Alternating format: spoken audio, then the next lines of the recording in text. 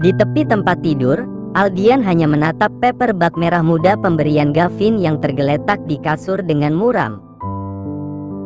Kemudian, matanya beralih pada istrinya yang sedang mengenakan long dress berwarna gelap berlengan panjang di depan cermin besar dekat pintu wardrobe. Aldian bangkit lalu memeluk ke arah dari belakang.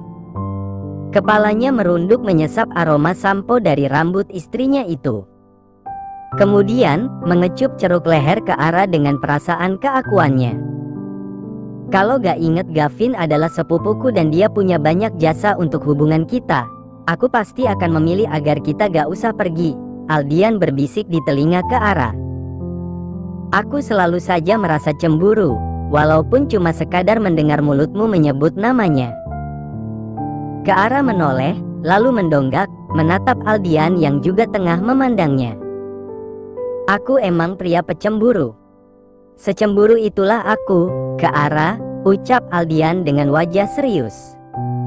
Ke arah berjinjit, lalu mengecup bibir suaminya.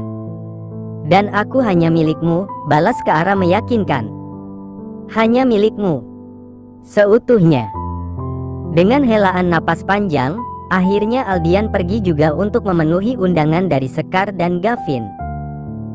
Makan malam bersama beberapa anggota keluarga Wijaya lainnya. Di bawah, Ivana sudah rapi dan bersiap pergi. Aldian yang berniat untuk pergi berdua saja dengan ke arah akhirnya mengajak ibu tirinya itu. Ivana bilang, Rajiman akan menyusul kemudian apabila pekerjaannya sudah selesai. Di halaman belakang rumah Sekar, meja makan panjang yang cukup untuk belasan kursi itu sudah mulai terisi. Meski, sebagian lain lebih memilih mengobrol bergerombol berdiri di dekat kolam renang. Makan malam ala barbek itu sudah disiapkan lengkap dengan koki dan asistennya yang bertugas menyajikan hidangan terbaik untuk para tamu. Aldian, ke arah, dan Ivana datang paling belakang. Keduanya menyapa Sekar yang hari ini berpenampilan sangat cantik dengan setelan serba hitam dan anting bulatnya yang besar. Aku senang melihatmu, sweetheart. Sekar merangkul ke arah dan mencium pipi perempuan itu. Dia juga merangkul Aldian dan juga Ivana. Aku dengar dari Ivana kamu morning sickness parah. Begitukah? Tanya Sekar sambil mengelus bahu ke arah dengan lembut. Dia pun melambai pada Ivana yang memilih untuk bergabung dengan para kerabat lain yang sudah berkumpul di halaman belakang. Betul. Ini saja mungkin saya gak bisa gabung terlalu lama, ke arah menjawab sambil tersenyum.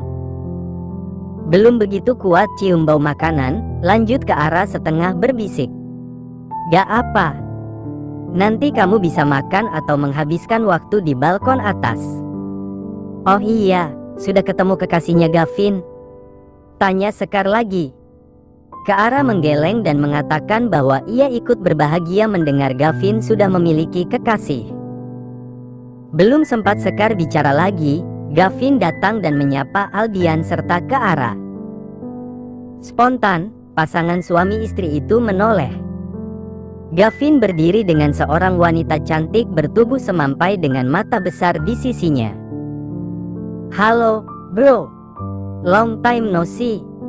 Kirain dah lupa jalan pulang. Aldian mengarahkan tinju dan keduanya saling beradu kepalan tangan. Lu kangen ma gue? Tanya Gavin menyeringai. Lu pikir aja. Lu ngilang gitu aja. Bahkan lu gak hadir di pernikahan gue. Gavin tersenyum, lalu melirik ke arah. Oh iya, kenalin. Ini Gwen. Gavin memperkenalkan wanita bergaun merah muda di sisinya itu pada Aldian dan ke arah. Halo, Gwen. Aku ke arah. Ke arah mengangsurkan tangannya mengajak berjabat. Gwen pun menyambutnya dengan senyum ramah. Begitupun ketika bersalaman dengan Aldian. Gimana kalau abis makan kita kumpul di atas? Kayaknya kita udah lama gak ngobrol, Al. Gavin menepuk pundak Aldian. Oke, ayo. Aldian menyambut ajakan Gavin. Dan ketika semua orang sudah berkumpul di meja yang sama, menikmati makan malam berupa aneka daging-dagingan yang dipanggang, semuanya bersukacita. Hanya Keara sendiri yang tak makan sama sekali, hanya minum jus dan sesekali mengunyah buah potong. Ia sudah cukup mual meski hanya melihat iga panggang yang seharusnya akan membuat liur menetes-netes jika sedang dalam kondisi badan normal. Keara yang duduk di antara Aldian dan Ivana hanya bisa berusaha bertahan selama mungkin sebelum keinginan untuk memuntahkan isi perutnya datang kembali menyerang sewaktu-waktu. Semua orang berbahagia malam ini rupanya, ujar pria berambut licin yang masih berkerabat dekat dengan Rajiman sambil mengangkat gelas koktailnya. Gavin datang dengan bisnis baru dan juga kekasihnya yang sangat cantik, ucap pria itu lagi dan semua orang bersorak dan sebagian bersulang. Semua mata kini tertuju pada Gwen. Satu persatu menyapa akrab dan sebagian dari mereka memuja-muji Gwen yang memang datang dari keluarga pengusaha batik ternama. Semua orang tampak menyukai gadis berkulit putih itu. Selain memang ramah, Gwen juga sangat pandai berbicara. Bukankah mereka cocok? Bisik Keara di telinga Aldian. Menatap Gwen dan Gavin yang duduk berdampingan di seberang mereka. Namanya juga sama-sama dari G. Mereka mungkin jodoh. Keara sangat bersemangat. Aldian hanya tersenyum dan melanjutkan mengiris daging panggangnya. Dan selain itu tentu kabar baik dan kegembiraan juga datang dari Rajiman dengan menantunya yang bersiap menanti anggota keluarga baru. Calon penerus Trawijaya, pria berambut licin berbicara lagi dengan lantang, lalu sorak-sorai pun kembali ramai. Keara tersenyum saat semua orang menatap ke arah dirinya. Tak terkecuali Gavin yang duduk di seberang meja sana, yang memang sedari tadi tak bisa tidak untuk terus mencuri pandang padanya. Ivana sendiri hanya mengangguk sopan saat ucapan selamat mulai mengalir dari mulut-mulut para kerabat. Gak kusangka, gocekanmu mantap, Al. Seru seorang pria tua sambil terkekeh disambut tawa yang lainnya. Gak lama-lama langsung tokcer. Kita lagi kejar target, sahut Aldian tersenyum lebar, lalu melirik ke arah yang mendadak bersemu merah. Kau belum pergi bulan madu, bukan? Berarti kau dan istrimu setiap hari memadu cinta di rumah papamu? Luar biasa. Pasti penuh adrenalin, celetuk seorang wanita gemuk yang juga masih bertalian dekat dengan Rajiman. Sontak saja orang-orang terkekeh. Mereka paham apa yang dimaksud wanita gemuk tadi. Bukan rahasia lagi kalau Rajiman terkenal menakutkan dan semua orang tahu kalau Keara tak disukai oleh papa mertuanya itu. Tapi syukurlah. Aku lega melihat situasi sekarang. Kemarin dulu aku sempat khawatir saat mendengar bahwa menantu Rajiman ini terlibat cinta segitiga antara Aldian dan Gavin. Kalau itu aku, pasti tak akan aku biarkan hal itu. Anakku tak akan kubiarkan menikah dengan gadis yang dicintai oleh kerabatnya yang lain. Takut jika di masa depan nanti hanya akan jadi petaka. Kita gak bisa tahu perasaan-perasaan manusia yang tersembunyi. Tak tahu nanti di masa depan dengan berada terus di lingkungan yang sama, seorang wanita berpipi tirus berkata belak-belakan dengan semua prasangkanya. Seketika meja mendadak lengang. Sebagian besar menyayangkan ucapan wanita itu karena apa yang dibicarakannya itu hanya membuat suasana jadi terasa buruk. Ivana pun melirik tajam wanita berpipi tirus itu. Kesal karena berani bicara nyablak hanya karena sedang tak ada suaminya saja. Itu hanya lelucon anak muda, tanggap Ivana tenang, lalu meneguk jus cranberry-nya. Dia pun sempat melirik wajah 4 anak muda yang terkait dengan topik ini. Baik Aldian dan Keara yang memilih untuk mengunci mulut, Gavin yang hanya menghela napas, dan Gwen yang terlihat jadi tak nyaman. Semua orang pernah muda dan melakukan hal konyol. Jangan terlalu dibawa serius. Toh, sekarang mereka masing-masing sudah hidup dengan bahagia. Gak perlulah mengungkit-ungkit hal yang bahkan mereka yang mengalaminya saja sudah lupa. Ivana mulai jengah. Selang beberapa waktu, Keara memilih pamit ke kamar mandi. Perutnya mulai bereaksi dan hasrat ingin muntah datang lagi dengan hebat. "Aku temenin." Aldian meletakkan sendok garpunya dan siap mengantar, tetapi Keara menolak. "Habiskan saja dulu makanmu. Aku bisa sendiri," ucap Keara sebelum berlari menuju toilet di dalam rumah dengan mulut dibekapnya. Ia tak tega merusak nafsu makan suaminya nanti. Setelah lewat 5 menit di kamar mandi, Keara keluar dengan lemas dan keringat dingin. Kemudian, ia pun duduk di sofa di ruangan keluarga yang berhadapan langsung dengan kolam renang. Keara merebahkan kepalanya di sandaran dan mulai berharap untuk pergi saja dari sana. Ia ingin tidur untuk meluruskan punggungnya. Akan tetapi, seseorang datang dan duduk begitu saja di sampingnya. Keara menoleh dan terkejut saat tahu Gwenlah yang bersamanya itu. "Hai, Gwen," Keara menyapa perempuan berambut panjang lurus sepunggung itu. Akan tetapi, wanita itu tak menggubris sapaan Keara. Dia hanya duduk bersilang kaki sambil menyilangkan tangan di depan dada. "Jadi kamu wanita itu?" ucap Gwen tanpa menoleh pada Keara. "Apa?" Keara menoleh dan tak mengerti. Gwen menghela napas, lalu menoleh pada Keara. Wanita yang selalu ada di hati Gavin. Keara mengerutkan kening. "Harusnya kalau udah mau punya anak gak usah kegatelan lagi, Mbak," ujar Gwen dengan nada sinis. "Kalau dari awal tahu Gavin punya perasaan sama kamu, apa susahnya sih, gak perlu datang kemari. Diam saja di rumah." "Alasan apa, kek? Gavin itu susah payah buat lupain kamu. Di Italia dia kayak orang gila. Dia kencani semua wanita yang ditemuinya demi bisa lupain kamu." Keara mengerjap. "Benarkah Gavin separah itu? Kehadiran kamu hanya merusak suasana. Apa kamu senang karena Gavin terus melirik padamu? Kamu merasa cantik," sambung Gwen lagi dengan wajah tak suka. "Lantas siapa kamu berani-beraninya menyuruh-nyuruh Keara untuk gak datang dan ini itu?" Baik Gwen maupun Keara terlonjak dan sontak menoleh bersamaan mendengar suara berat, tetapi mengeluarkan aura kemarahan yang sangat kentara. Di belakang sofa, Rajiman sudah berdiri, menatap galak pada Gwen.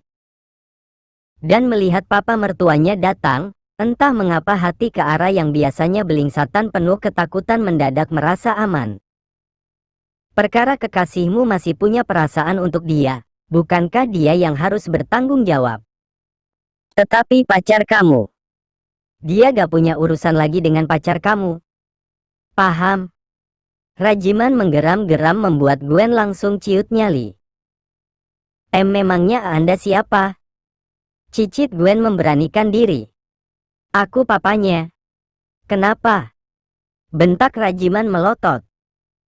Gwen yang seumur hidupnya belum pernah melihat manusia searogan Rajiman, pun belum pernah ditegur sebegitu kerasnya, langsung terguncang. Mukanya pias dan seketika gemetaran. Sementara Keara, ia hanya bisa menganga dengan tak mempercayai kemustahilan yang didengar telinganya. "Ya, mustahil sekali," Rajiman berkata seperti itu. "Apa katanya?" "Papa?" Pria itu mengaku sebagai papa Keara. "Benar-benar hal mustahil. Semustahil Nick Carter mengenal dirinya, semustahil Candi Borobudur bisa dipindah ke Jakarta, atau semustahil Nicholas Saputra tiba-tiba datang membawakan semangkuk seblak sembari menyatakan cinta padanya. Aku pasti mimpi." Bisik Keara hampir saja kolaps. Tangannya mencengkram erat lengan sofa di sisinya dengan pikiran yang masih sulit mencerna kenyataan. "Siapa nama orang tuamu?" "Hartono." "Benar?" tanya Rajiman tajam sambil berjalan ke arah Keara dan Gwen. Langkah-langkahnya lebar, terukur, dan elegan.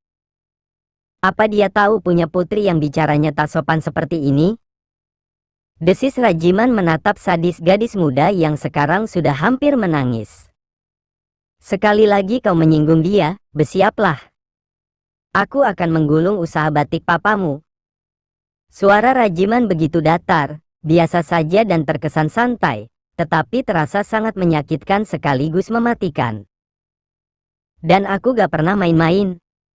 Mata Gwen berkaca-kaca dengan bibir bergetar digigit kuat-kuat. Matanya tak sanggup lagi bertentangan dengan dua manik mata pria tua di hadapannya.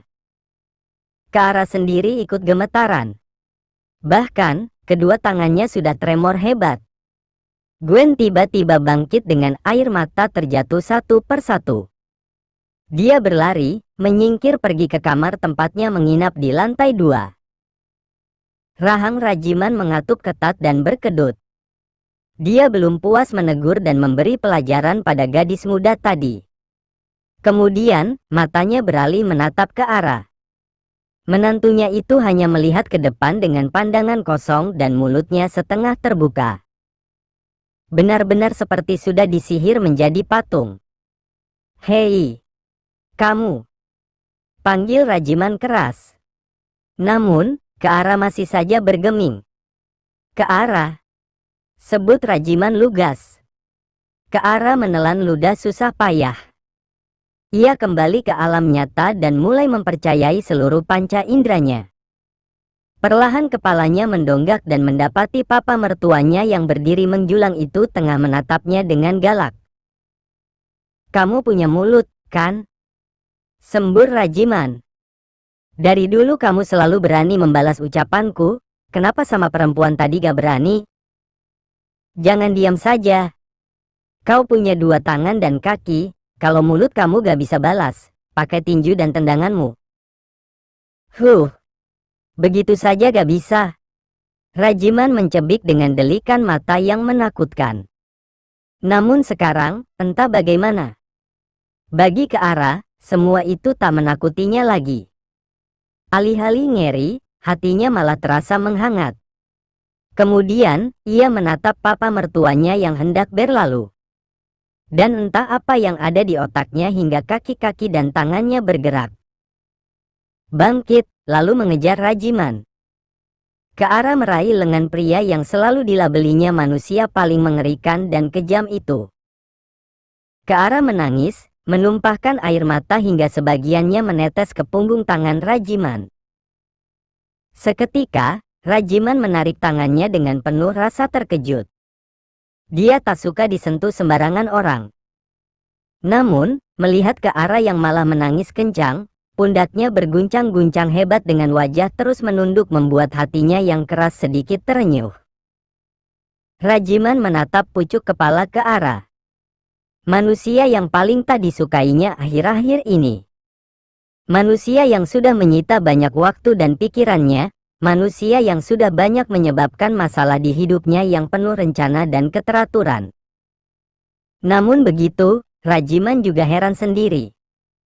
Meskipun sering sebal dan kesal melihat Keara, tapi melihatnya terseduh di hadapannya seperti ini, saat ini, anehnya tak ada rasa marah sama sekali di dadanya. "Kamu kenapa, Keara? Berhenti. Aku paling gak suka lihat manusia cengeng," ucap Rajiman dengan nada menyebalkan seperti biasa. Terima kasih," ucap Keara di sela-sela isaknya. Papa," sambung Keara dengan air mata yang sulit sekali dibendungnya. Saat ini, ia hanya merasa sangat tersentuh. Menyebut kata papa seolah-olah kembali menarik memori akan papinya yang telah pergi belasan tahun yang lalu. Ia rindu sosok papinya, selalu. Dan kini ada seseorang yang bersedia memasang badan untuknya dengan melabeli diri sebagai papanya. Bagaimana hati Keara tak luluh? Bolehkah saya memanggil Anda Papa? Ucap Keara dengan suara tercekat. Tangannya sibuk mengusap kedua pipinya yang terus saja basah. Rajiman menatap Keara dengan perasaan entah. Dia berdehem keras sambil menyilangkan kedua tangan di belakang punggung. "Terserah," ucapnya dingin dengan wajah memandang ke sembarang arah. Keara menggigit bibir menahan senyum juga air mata. Ia anggap kata terserah sebagai persetujuan. Kemudian dengan penuh semangat dan bahagia, ia berucap terima kasih berkali-kali sampai terbungkuk-bungkuk. Hah, dasar kau bocah menyebalkan. Rutuk Rajiman geleng-geleng kepala. Dia berlalu, tetapi dengan bibir yang tersungging begitu amat samar.